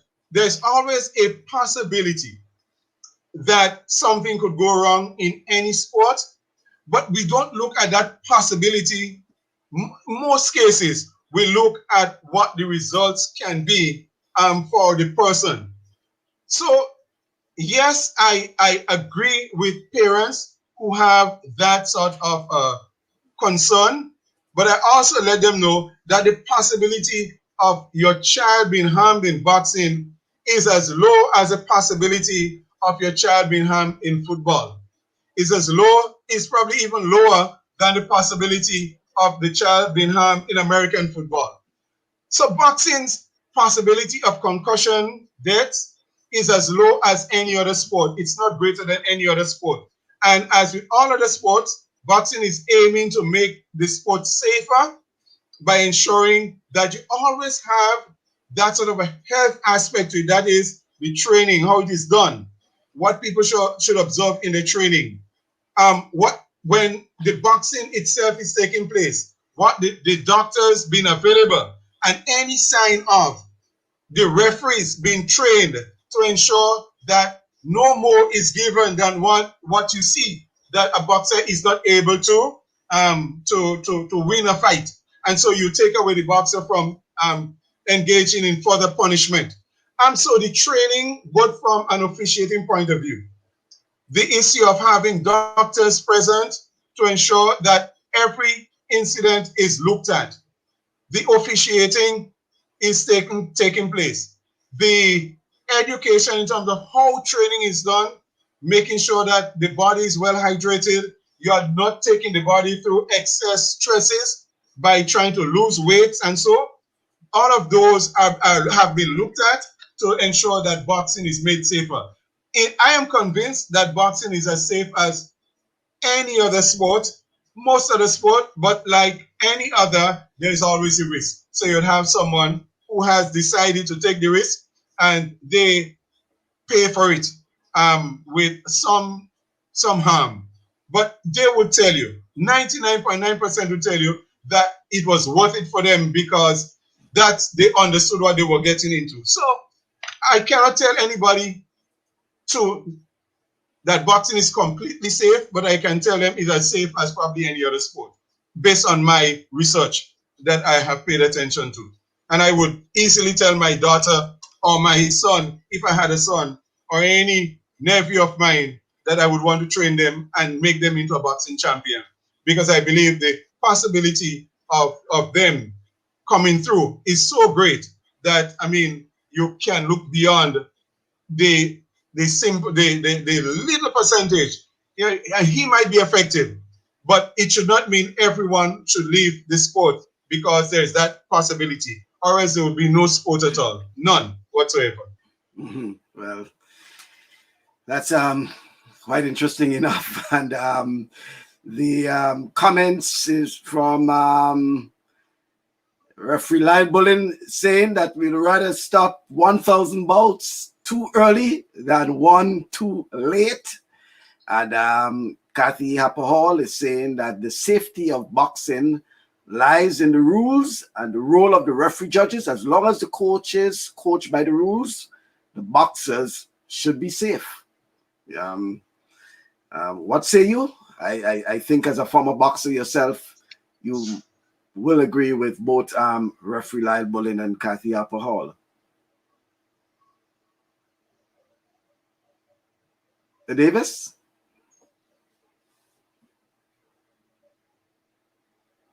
Yeah, let me get it again. The safety of boxing lies in the rules and the role of the referee judges. As long as the coaches coach by the rules, the boxers should be safe. So I think it's making the point that it's refining on the point you are making that boxing, as any other sport, is safe. And once you follow the rules, once the coaches coach, as Kathy is saying, once the coaches coach according to the rules, everything should be fine. And as a former boxer yourself, you will know the ins and outs of that. Sebastian, no doubt, as now a coach, a former boxer, he will know that as well. Lyle Bullen, boxer himself, former boxer himself, now a referee, will know about that. And I'm certain that Dr. Deborah and Stephen John who has been ringside of many of those fights, will know likewise. Not a boxer, not a former boxer, but someone who has been, on the, around the ring, I should say, will also know that. Let's say what Stephen John is saying. You are also teaching that son or daughter how to fight for their dreams inside and outside of the ring also. Boxing is like chess. Yeah, I heard that point already, Davis Adams, regarding boxing like chess. And they said it in the context of it's also a mind game as well. Davis? Yeah. I want to echo that specific point. I believe who I am today in terms of my thought pattern, in terms of my how I operate in life, has been shaped to a greater extent by boxing. That's me. Boxing gave me that sense of self-esteem that I could achieve. It gave me that sense of feeling that if I work hard, I can gain anything that I put my mind to. And so boxing has shaped my thought pattern in that way, such that I believe that if I want to, I can walk through a wall. I mean, I would not walk through a wall literally. And any dream that I have, with the determination, with that desire to gain success. And I'm talking beating up on somebody, but to gain success, it has helped me as an individual. Okay, for example, now I am 55, almost. Telling you my age. And I have decided that this is the best time for me to do my master's degree. And if I followed the noise on the outside, I would say, boy, that's not for you now. You're too old for that thing like of that sort. You sure you could do that? I never doubted myself. I knew that whatever I want to do, I can do it. And so boxing helped to shape that part of me. Boxing helped me to allow me to think fast, as Stefan would have said. Because when you're in a ring, you go there, you prepare physically. But when you get a person in front of you, everyone is so different. You have to think on a dime.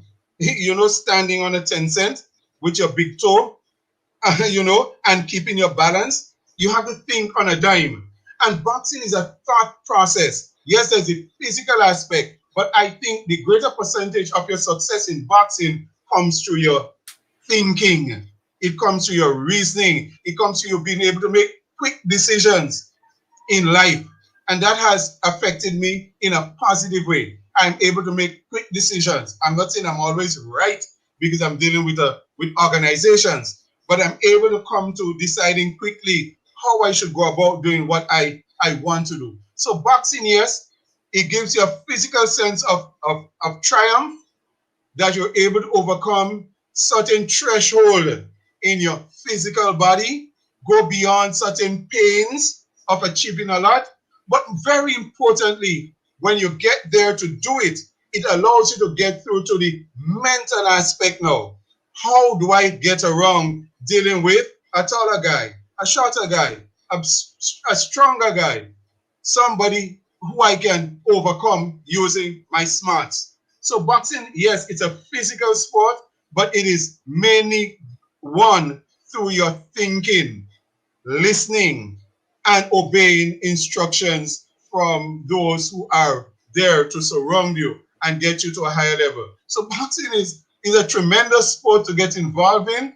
You have to think more in boxing than maybe in quite a lot of other sports, because you have to deal with differences, so many different. It's not like going and run. You have to run faster. Yes, you go and you could either run faster or you could run longer, or so on. And so, to a greater extent, it's a thought pattern how you develop your race and you work according to it.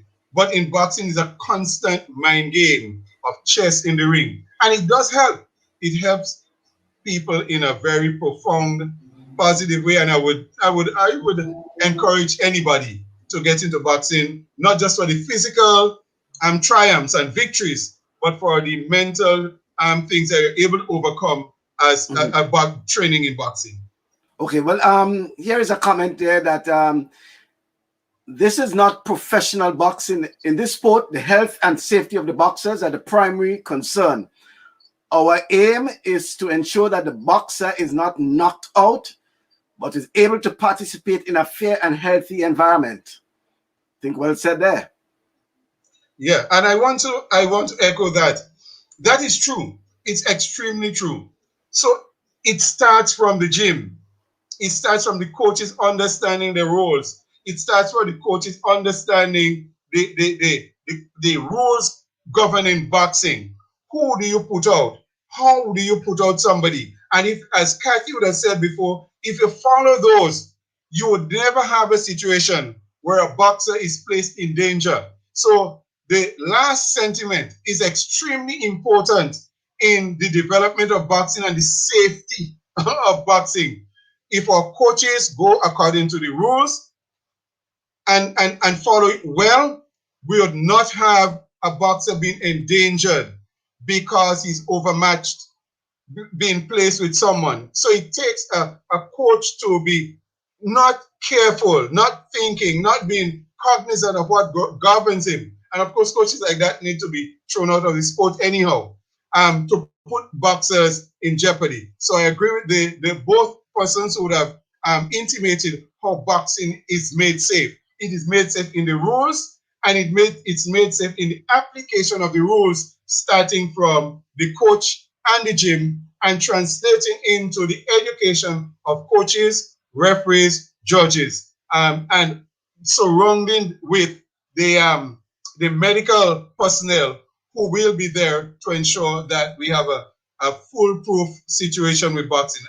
Boxing is safe, and Grenada is so fortunate to have many doctors available to us who would come and do it without a charge. We are very, very, very fortunate in that situation. We are fortunate for the training that took place in Grenada in the past, and we have so many people who are qualified. We have coaches who are qualified. We have officials who are qualified. So boxing in Grenada is as safe as it can be in any country. And safe as any sport as well, as you will say, because I want to make that point that Kathy raised there. It's important. That's why they have rules. And once they have all involved follow the rules, whether it's the referee, judge, whether the coaches, the boxers, the rules are there, to protect the boxers, and once they follow the rules, everything should be fine. But it's really, encouraging to know that we had a nice segue from the problems we have been having in terms of an association to the what is possible in terms of boxing, and your encouraging words out there as a member of the steering committee, and the hope that and gauging the support as well, gauging the support of fans, because there are folks who follow, probably diehard follow cricket or football, but they also are lover of boxing, and Davis, that Grenada has had its fair share of excitement in boxing over the years. It goes way back, I think back in the 80s, and since then, whether it was the OECS tournament, as I see Kathy said earlier, that is the hope also that as part of this steering committee's mandate, when the Boxing Association of Grenada is back on stream, that possible of hosting an OECS tournament, because we know of Grenada's exploits over the years in boxing, especially in the Eastern Caribbean. And as the president of the St. Lucia Boxing said, Grenada should really try to get things back in order ASAP, because it's important. Grenada is an important element of boxing in the OECS and the Eastern Caribbean. And I assume that this is something that you and the steering committee is working on, Adams. Yeah, I want to I want to just segue into about the exploits of Grenadian boxers in the Caribbean. Up to 2016-17, Grenadian boxers ruled the Caribbean to a great extent. Our results was absolutely astounding at the Caribbean level for such a small island. And Kathy and the rest of the Caribbean, they're aware of that. So up to 2016, 2017, that was Grenadian boxing was at the pinnacle still. And then you see the follow then from that time to now, where we are having those issues. And it's because of structure. The proposed amendment actually took place somewhere around 2016, 17, 2016, sorry, 2015. And the proposed amendment is what has, even when the proposed amendment came, we were ruling. Now we are finding that that was what was supposed to govern us when it should not have been at all in the picture. So from the time the proposed amendment came, it seemed like something went wrong, because up to that time, 2016, our boxers were flying really high. Our structure was absolutely fantastic, and so I want us to know that 4 or 5 years ago, 2016, 2017, we ruled the Caribbean by quite a margin in terms of size, having gold medals and silver medals and bronze medals. When the OECS boxing was in train, I can't recall how many times we won the OECS boxing, but it is at least 70% of the time, because Grenada's boxing was at its pinnacle. And of course, with the sort of decentralizing of boxing in the Caribbean and Pan America, you find that we were not able to have OECS boxing as much as we wanted the Caribbean boxing. So all that led to a demise in boxing in Grenada and maybe in the Caribbean. I mean, you look at Dominica, Antigua. Antigua used to be one. You saw some of the most talented boxers, St. Kitts, St. Lucia. When I was boxing, I recall St. Lucia having some tremendous boxers, in 86, 87, 88, St. Vincent, the Gums. And it was really rumble in the jungle with boxing. So it was great times. I mean, I can't believe that we are running out of time, but it was great, it was great times of boxing in Grenada and the OECS and the Caribbean. I suspect that we'll get that back. The fact that the Caribbean boxing is putting itself together would rebound to OECS boxing taking place on a level that will encourage islands to invest into boxing again. Let me also add quickly that the letter we sent to AIBA, I want to reiterate, it is going to the Ministry of Sports. So we are not doing anything in the dark. It's going to Grenada Olympic Committee. It's going to AIBA. It's going to our Caribbean bodies, because we want to be open and transparent. We don't want a situation where we do not have minutes of our activities cannot be given for 4 and 5 years anymore. The days for that are gone. We want to be able to account to our membership. We want them to hold the executive, whoever that executive is selected or nominated or elected, that executive is held accountable for the plans and operations of the Boxing Association. Yes, it's voluntary, but we all get satisfaction from giving time and talent to see people grow. And that's important too. So it is not going to be something done in the dark. That's why I'm able to speak openly and honestly about it and represent that interim committee that decided that we have to do something to get the wider public to know where we are at and to involve them and to get the suggestions and the reinforcement by people like Roger and Wilbur and those from outside of the Grenada letting us know. So those are good for us. I am going to leave here feeling better. The interim committee, the group that has been formed that came together to do that, will feel better. And we're going to reach out to every member and ask them to come on board and let's work together to get Grenada boxing back to where it was. I have no ulterior motives for doing this, none whatsoever. It's none whatsoever for doing this. It's just that boxing did well for me.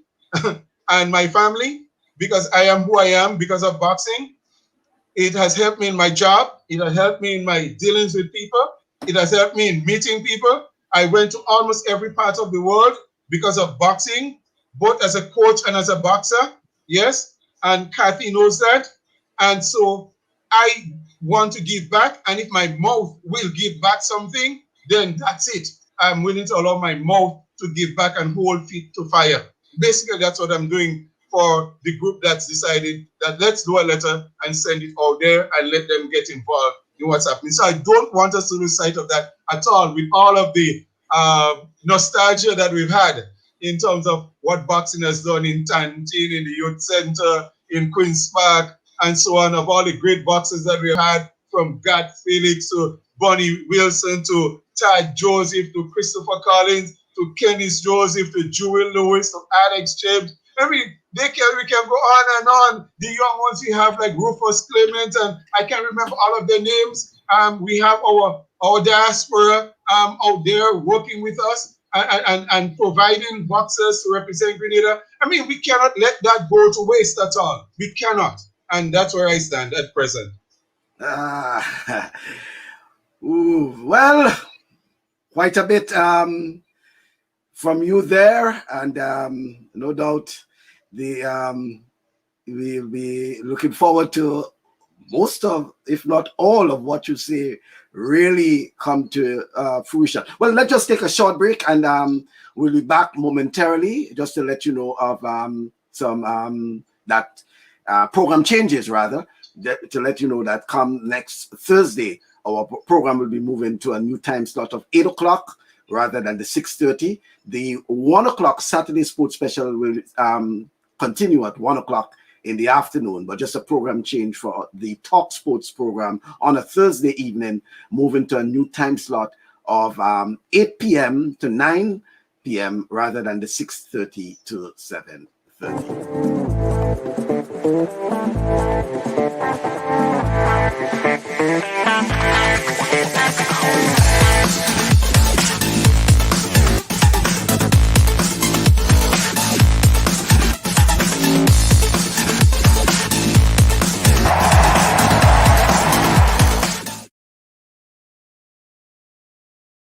Right. So just remember that our the new time slot for the program will be at 8 o'clock on a Thursday rather than the 6:30. So let's head back to Davis. Some very interesting comments came through while you were on discussing. Let me go from them. Rudy and Sylvan is in Toronto, Canada is saying, but the boxer also needs to know the full rule about boxing, because in the ring is not the coach. Obviously, he's in the ring. Dr. Stephen Johns is saying that health and safety is of paramount importance. Once the rules are correctly followed, it is one of the safer sports. She also says Grenada was next in line to host the OECS tournament, and that 1 year, 11 months and days is way too long without structure. It's going back to the earlier point. And as usual, Lincoln Toro Deputy will say, and the greatest of all, fingers and Trevor Thwaites. Very much fingers and Trevor Thwaites. And Wilbur Thomas is obviously ending by saying, Davis, you got my full support. So both Wilbur Thomas and Roger Duncan saying that you got their support, and I'm assuming that Wilbur, that once things are in place, that through live sports and others, you will be able, as you say, to probably host a tournament, whether it's probably a schoolboys tournament. My hope is for one day that we see, just as how we have inter-secondary school sports, and whether it's a football. Most of we have football, netball, and track and field as the mainstay in terms of support and what have you regarding that. They have other swimming and things like that, but when it comes to over the years, the inter-secondary school athletics is big. Inter-secondary school football once was very big. Inter-secondary school netball, very big. Tantin was alive. My hope is that other sports like boxing will one day have inter-secondary school boxing tournament. There's a hope, and there is I am saying that structure in place, as Dr. John is saying. There is a hope that this could be part of the agenda to get sport back through the schools, because we know school sports. There isn't much of club sports in Grenada, except probably for football. Football may be the only exception with the Grenada Football Association, but most of the sports and the competitive sports in particular, it's through the school, and school sports is big. Like, thinking like in Jamaica, for example, school sports, whether it's the football, Michael, netball, very big indeed. Michael, yeah, I want to expand on the point you made about in the schools boxing. If we get to that, no, and I'm gonna make that point. It might sound hilarious, but it will be true. With intercol, there are days when the only people in the park are the officials. Yes, the officials with the athletes, and so intercall has had to do, and I'm very intimately involved in intercall because I do commentary ever so often. So you're aware of that. Yeah, but particularly the early days, the first day, yes, the first day or two, the first day or two, especially yes. If you were to have boxing in as part of secondary school sports, I can assure you, every day we'll have crowds bigger than even the last day of intercall, because people are so gravitate towards boxing as a sport and want to see what is going to happen. There's so much up in the air. You have what you might call folks who are you know that they are going to win the race. In essence, the betting favorite is already there. You know who's going to win. With boxing, you can't say. So there's that element of anxiety, anticipation with boxing. If boxing was to become an inter-secondary school sport, which I believe it can, the secondary school sports, whoever is organizing, will recognize that they will not have an issue with attendance as it relates to boxing, because boxing brings out so much passion. So I think it's incumbent that all the stakeholders start working together along with the Boxing Association of Grenada to ensure that boxing becomes part of the sports calendar of secondary schools, but more so, boxing becomes part of the school, such that we can point our students into a direction that will assist them to become better students in the school and have a sense of achievement. That, for me, is even the greater result. If you can point a lot of students into boxing, you're going to see improved boys and girls at our secondary school. Yeah, and Sebastian made a very important point towards the end here, that we also need a coach within the Ministry of Sports to assist with the grassroots program. And I it's an important point you made there too, because I recall when there was a boxing tournament and there was the girls match up, and one of the girls from Wesley College, and as part of the crowd, the support, her classmates as well as her villagers, they came out to support her, and I assume that is all part of the hype in boxing. As you say, you never know what could happen on the day or the night of the card, and it's so unpredictable that while in probably track and field, you can probably say, oh, this guy has been running very well, it's likely that he can win the race. In boxing, you never know whether they'll go the distance or whether they could be a knockout in the first round, Well, I wouldn't want to say knockout, but referee stop the fight. Let's just see referee stop the fight in the first round. But it has been a pleasure. We have covered quite a lot. I know the time, you might be saying, wow, you realize that we would have been able to cover so much. But I want to thank you, Davis Adams, for being part of the discussion today. And it's my hope that the steering committee can get things going, and that the Boxing Association of Grenada can return to some sort of normalcy. And as you say, we can get some sort of quick response from AIBA, and you can have the meeting, and probably before the end of the month, we can hear some good news on the part of the Boxing Association of Grenada. Davis, just some final comments from you as we get ready to wrap up. I want to thank you for giving me the platform to represent boxing, to be able to speak to the general public about what's happening. But I think I want to take it positive that there is a way, a better way that we can go.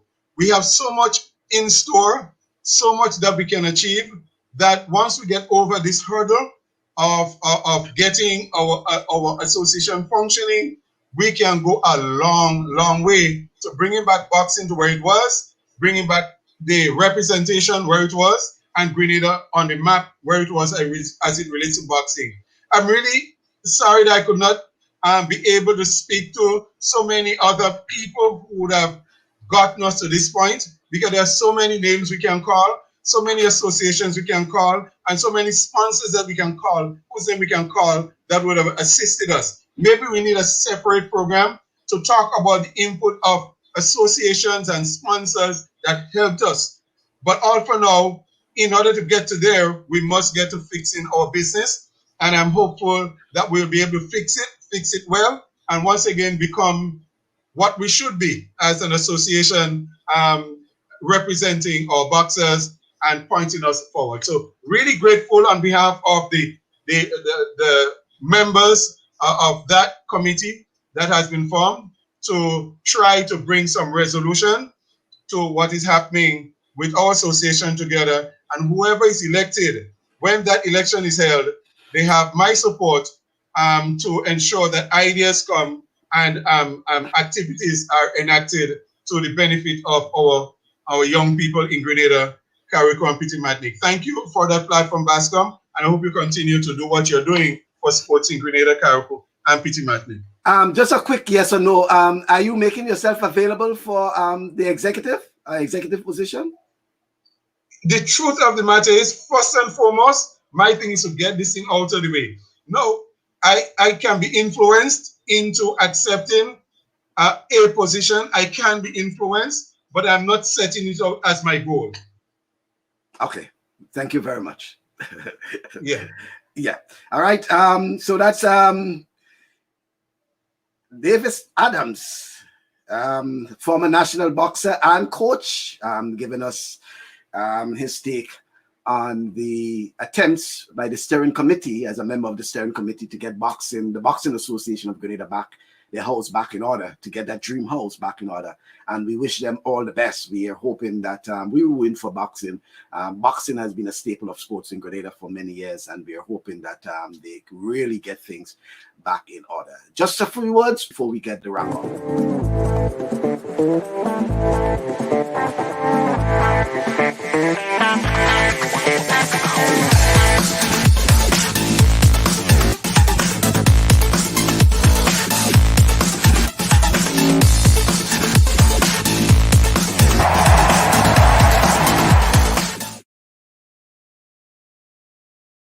So, folks, don't forget to join me on Thursday at 8 o'clock, the new time for TalkSports.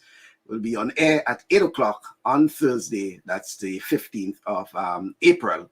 That's our new time slot, 8 to 9 p.m. on Thursday for TalkSports. And then next Saturday from 1 o'clock in the afternoon. I can tell you now that come next Saturday, our guest will be Harvey Glantz. That's Coach Harvey Glantz, coach of Kirani James. He will be on our program on Saturday from 1 o'clock. It's your invitation to join us, because we'll be talking lots about track and field, preparation of Kirani, and other things to be discussed. So once again, thank you for being part of our program. Let's see if I have, with that, I want Davis as Prime Minister, not BAG President. Toro, I give you the last of it. No doubt. Thank you very much, folks. It will be a pleasure.